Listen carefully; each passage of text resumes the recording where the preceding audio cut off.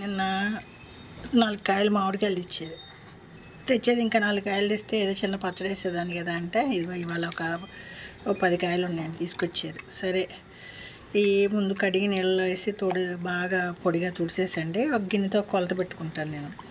అంటే 5 లీటర్లు పెయింట్ డబ్బా ఉంటుంది చూడండి, దానికి ఒక బెత్తెడు ఎల్తిగా ముక్కలైతే ఒక పావుసేరు గ్లాస్ కారం, పావుసేరు గ్లాసు ఉప్పు, ఓ పావుసేరు గ్లాస్కి కొంచెం వెల్తిగా ఆవు పిండి, ఒక కాల్వాసి అంటే పావు గ్లాసు మెంతిపిండి వేస్తానండి, 2 గ్లాసులు నూనె వేస్తాను, ఎల్లుల్లిపాయలు ఒక గుప్పుడు ఒలిసేస్తా. పచ్చడి బాగుంటుందండి. సరే ఏదో తిందామని ఆశ.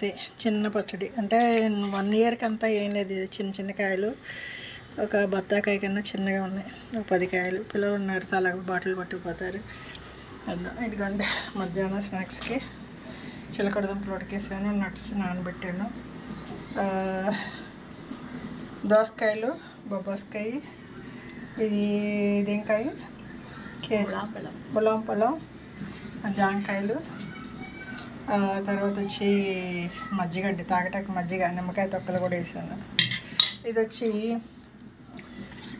నైట్ అన్నంలో మజ్జిగ వేసి పులవ పెట్టానండి. ఇది తాగితే B12 పెరుగుతుందంట. ఇది పొద్దుటే తాగితే అండి మీకు పొట్టలో వచ్చి గుడ్ బ్యాక్టీరియా ఫామ్ అవుతుంది. దీనికోసం పొద్దుట గ్లాస్ తాగేసాను. అప్పుడప్పుడు తాగుతూ ఉంటా, మళ్ళీ మజ్జిగ పోస్తూ ఉంటా. ఇది పల్చగా తాగుతూ ఉంటా అండి, దాహం తీరుతుంది. ఏమంటారు దీన్ని, నీరు ఏదో తమిళ్లో ఏదో అంటారు, మన నీరాగారం ఏదో అంటారు. అన్నంలో నీళ్ళు పోసుకుంటే అవి పులిసి మంచి గుడ్ బ్యాక్టీరియా ఫామ్ అవుతుంది. ఇది రోజు వంటలు అండి. చేపలు ఉన్నాయండి, అంటే ఇద్దరికి, నేను తిన్ను, మా చిన్న అమ్మాయికి మా వారికి పులుసు పెడతా. ఒక అరటికాయ ఎప్పుడు చేసి చారు పెడతానండి, నాకు అది ఉంటే చాలు. ఎండెక్కిపోయిందండి. మా వారికి బ్రౌన్ రైస్, మాకు వైట్ రైస్ కడిగి పెట్టేసాను. ఇంకా చేపలు పులుసు పెట్టి అరటికాయ ఎప్పుడు చేసి కొంచెం రసం పెట్టుకుంటే పిల్లలు ఉన్నారు కదా తింటారు. ఇది వెస్ట్ గోదావరి అమ్మమ్మ వంటలు అండి. సమ్మర్ వస్తే అందరికీ హాలిడేస్, అమ్మమ్మలకి బిజీ అయిపోతారండి. ఇట్లా టేబుల్ మీద కోసి పెట్టామనుకోండి, అటు తిరిగితే పిల్లలు ఏదో ఒకటి తింటూ ఉంటారు, మనం ఏది అడగకుండా. ఇదిగోండి మధ్యాహ్నం ఈ పచ్చడి పని. కొంచెం మొన్నంతా కారాలు పట్టించాం. ఈరోజు మామిడికాయలు 4 కోసి బాటిల్లో పడేసి, పిల్లలైతే తలకు చిన్న చిన్న బాటిల్లో వస్తాయేమో, తలకు బాటిల్ పెట్టుకెళ్తారు. ఇంకా పెద్ద పచ్చడి పెట్టేలోపు ఈ పచ్చడి టేస్ట్ చేస్తూ ఉంటారు. ఇది వెస్ట్ గోదావరి అమ్మమ్మ వంటల వీడియో అండి.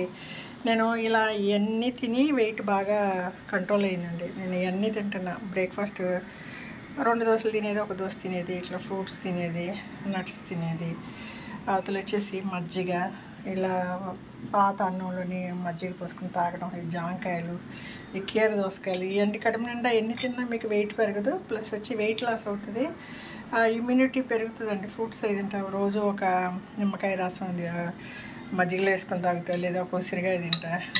దానివల్ల ఐరన్ బాగా అబ్జర్వ్ అవుతుందంటండి. రోజు ఒక ఉసిరికాయ, ఒక నిమ్మకాయ కంపల్సరీ తినాలి ఎవరైనా సరే. సరే ఇది వెళ్ళేదండి. చేపలకి కడిగి పెట్టేసాను. ఒక ఉల్లిపాయ, 4 పచ్చిమిరకాయలు పొయ్యి మీద వేస్తా. తర్వాత అల్లం వెల్లిపాయ పట్టి పెట్టానండి, అది వేస్తాను. తర్వాత మామూలు కారం 2 స్పూన్లు, మొన్న కాశ్మీరీ మొలక పట్టించా, అదొక స్పూన్ వేస్తాను రెడ్డిగా ఉండటానికి. తర్వాత చేప ముక్కలు వేస్తా, ఉప్పు వేస్తా, చింతపండు గుజ్జు వేస్తా అండి. బాగా దగ్గరికి వచ్చాక కొత్తిమీర వేస్తా. ఇదే అండి చేపల పులుసు, చాలా ఈజీ. కరెక్ట్గా కారం, ఉప్పు, చింతపండు అవన్నీ బాగా పడతాయండి. ఇప్పటికే టైం అయిపోయిందండి. ఇక్కడ వంట చేస్తే ఇంకా పొయ్యి దగ్గర ఉండలేకపోతున్నాం.